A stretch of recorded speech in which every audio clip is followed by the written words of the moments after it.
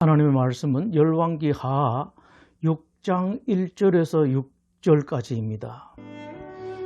선지자의 제자들이 엘리사에게 이르되 보소서 우리가 당신과 함께 거주하는 이곳이 우리에게는 좁으니 우리가 요단으로 가서 거기서 각각 한 제목을 가져다가 그곳에 우리가 거주할 처소를 세우사이다 하니 엘리사가 이르되 가라 하는지라 그 하나가 이르되 청하건대 당신도 종들과 함께 하소서 하니 엘리사가 이르되 내가 가리라 하고 그들이 그들과 함께 가니라.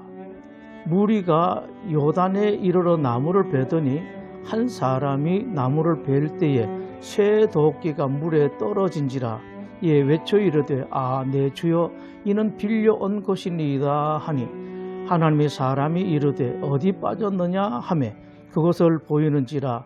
엘리사가 나뭇가지를 베어 물에 던져 쇠 도끼를 떠오르게 하고 이르되 너는 그것을 집으라 하니 그 사람이 손을 내밀어 그것을 집으니라. 아멘. 어떤 일이 생기면 그 일 하나만 보지 말고 하나님께서 이 일을 통해서 무슨 일을 하시고 어떤 말씀을 하시는가 볼 줄 알아야 합니다. 일이 잘 풀릴 때에도 그 사실만으로 좋아할 것이 아니라 이 일을 통해서 하나님께서 말씀하시는 바를 볼 줄 알아야 합니다. 혹 일이 잘못될지라도 그 일이 하나님께서 은혜를 주시기 위한 하나의 훈련이고 교육일 수도 있다는 신앙적인 안목을 가지면 닥친 어려움은 별 문제가 되지 않습니다.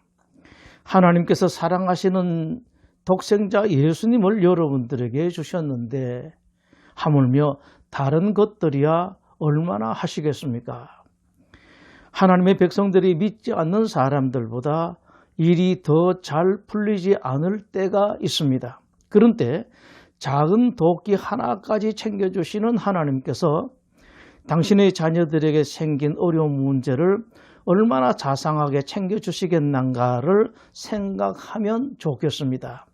물에 빠진 도끼 하나까지도 챙겨주셔서 당신의 자녀들이 힘들지 않게 하신 하나님께서 그토록 사랑하는 당신의 백성들이 견디기 어려운 지경에 있는데도 챙겨주시지 않는다면 그 이유를 생각해 보라고 하십니다.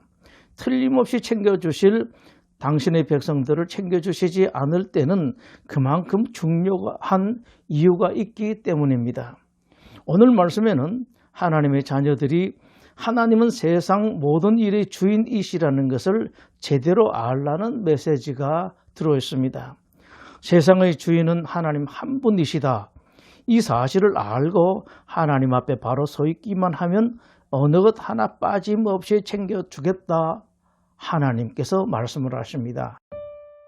기도하겠습니다. 하나님, 우리 성도들이 모두 스스로 나는 하나님 앞에 살아가는 사람들이고 나를 사랑하시는 하나님은 이 세상의 주인이시고 모르시고 못하신 것이 없다라는 확실한 믿음을 가지고 당당하게 이 세상 살게 하여 주시옵소서.